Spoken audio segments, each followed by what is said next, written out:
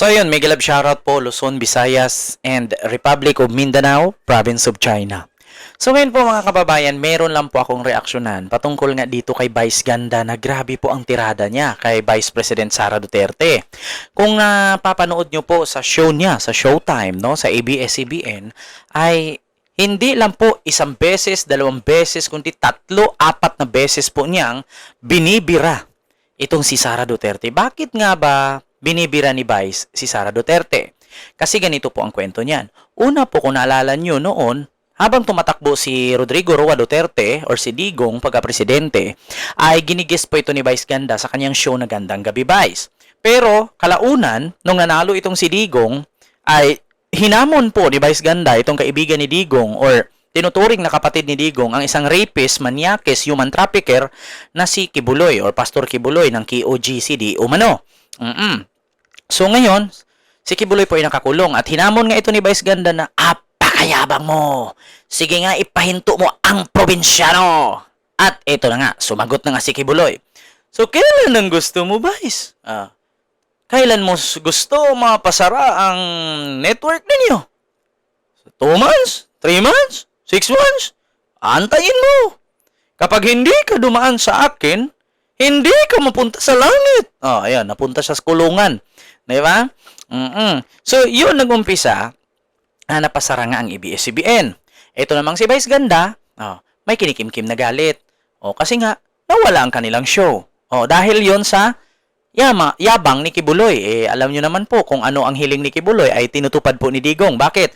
Malaki po kasi ang pera ni Kibuloy. At ni Digong na, hindi ko lang din alam kung magkano binigay ni Kibuloy. Kaya ito ang ABS-CBN ay napasara. At ito na nga, inumpisahan na ni Vice. Binira na ni Vice. Ito ang sabi ni Vice.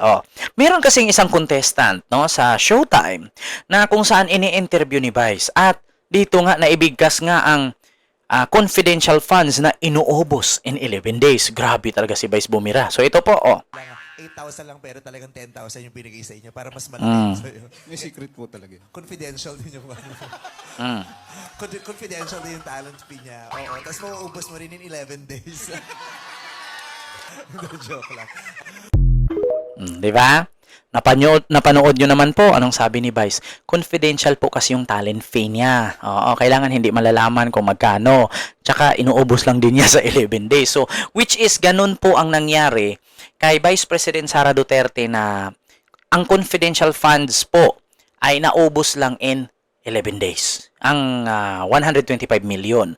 So, bukod doon, may isa pa. Ito, panoorin nyo po. Ang kilo ng bigas ay 50 pesos. Sige, ate, baka gusto mo. Kung ang kilo ng bigas ay 50 pesos. Kung ang kilo ng bigas, baboy, baboy, 300. 300. At ang kilo ng manok ay 280. At ang tubig ngayon ay 150 ang 1 litro. Kung ang kilo ng bigas, baboy, tubig, at ang kuryente, mga ganon-ganon. So, eto na po ang pinaka-the best part dyan. So, dito na siningit ni Vice. Magkano ang confidential fund? So yun, panood nyo po kung magkano ang confidential fund. Diba? So, doon pa lang po mga kababayan ay talaga namang talagang may tirada nga si Vice Ganda kay Vice President Sara Duterte. So, bakit nga ba napunta sa ganon? At bakit nga ba bumibira na itong si Vice? Alam nyo naman po kasi, mga kababayan, no, sa ginawa kasi ni Digong, no, sa ABS-CBN, hindi nyo na po may tanggihan. At alam naman po natin, buong Pilipinas, Luzon, Visayas at Mindanao. Kahit sabihin natin na yung mga boss or mga amo ni Vice Ganda hindi nagbayad ng tax. Sabihin natin, ilang taon silang hindi nakapagbayad, ilang taon silang ganito-ganyan. Dapat, syempre, hindi po kasalanan ng mga trabahante ng network yan. Diba? Inisip dapat ni Digong kung saan pulutin yung 11,000 na trabahante ng ABS-CBN or yung mga artista. 11,000 sila mahigit doon. Kaya ngayon mga kababayan, so kapag 'di ba ang gobyerno kapag merong mga Pilipino na squatter, 'di ba? Yung mga squatter, halimbawa nakatira sila diyan, mga informal settler ang tawag diyan. 'Di ba nung ginagawa ng gobyerno, hinahanapan ng lugar na pwedeng lipatan bago sila i-demolish. So dapat ang ginawa ni Digong, yung 11,000 na mawalan ng trabaho, dapat iniisip niya. Kung ipapasara man ang ABS-CBN, 'di ba? Dapat naghanap siya ng pwedeng lipatan nung 11,000 ka trabahante sa ABS-CBN. Pero anong ginawa ni Digong? Wala. Pasara lang. Tapos, ganun na. Actually, hindi po yun mahuhulog doon na tawag dito, hindi sa nakapagbayad ng tax. No? Meron kasing sariling interest si Digong na kung saan binulong ni Kibuloy. Bakit? Nag-umpisa kasi, napaka-imposible naman, na sabi ni Kibuloy, ako nga, kaya kong pahintuin yung lindol. Di ba? Pag sabi ko stop, umistop ang lindol. Di yung mga tauhan ni Kibuloy, amen, amen. Sorry. Inapanood ni Vice. Sabi ni Vice, pakayabang mo, sige nga, ipahinto mo ang probinsyano. Sabi ni Kibuloy, okay, kailan mo gusto, Vice? Next month? 2 months? 3 months? 4 months? Huwag mong isipin, Vice. Baka pati yung network mo, mapasara yan. Doon na nag-umpisa. Kaya nga po mga kababayan, si Kibuloy ang may kasalanan ng pagkasara ng ABS-CBN. Bakit? Ang gusto kasing mangyari ni Kibuloy, lahat ng tao doon makafocus sa SMNI niya, na Sunshine Media. Doon makafocus. So, yun po yung nangyari. So, syempre, si Kibuloy malapit kay Digong. At syempre, si Digong, presidente, bumulong ang demonyo na appointed son of God.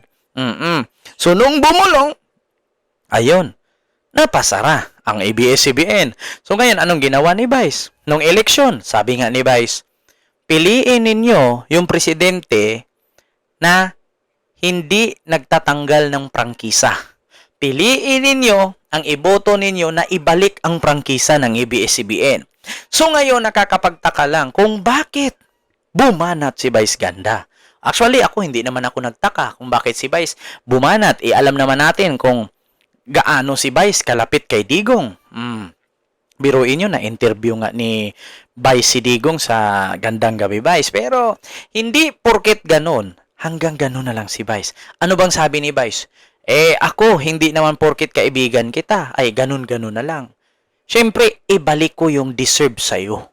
Diba? So, ito na nga. Nag-umpisa na. Bumira na si Vice. Nasaan ang confidential fund? Yung isa naman na contestant, tinanong niya, magkano ba talaga ang talent fee mo? Hindi po kasi pwedeng sabihin. Hindi talaga kasi confidential yun. Pero inuubos niya in 11 days. Diba? So, doon pa lang. Kahit sino naman po. Napiktuhan po kasi yung trabaho niya. Kasi dapat kasalanan po kasi ng mga bosses yan na hindi nagbabayad. Pero nakakapagtaka lang Sabihin natin hindi sila nagbayad. Kaya naman nilang bayaran. Bakit hindi tinanggap ni Digong yung ibabayad ng ABS-CBN kahit napaso na sila ng ilang taon?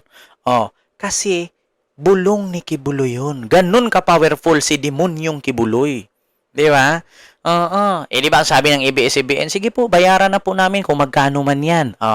Bumulong si Kibuloy. Hinamon ako niyan, kapatid na Rodrigo.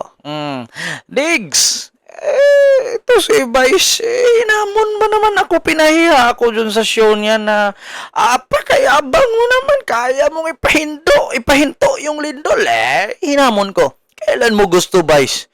Next month, second month, third month, ganun. Di na, pasara nga. Yun ang rason. Diba? Kaya huwag kayo maniwala na hindi nagbayad ng ilang taon, kaya napapaso. Kayang bayaran ng ABS-CBN yun. Kung ilang taon man yung hindi nagbayad ng tax. Pero, ang problema lang doon, hindi na nahilot-hilot ng ABS. Bakit? Kasi bumulong na si Kibuloy. So, yun na. Yan ang katotohanan. So, dito na lang po. Maraming salamat. And see you next vlog. God first. Thank you.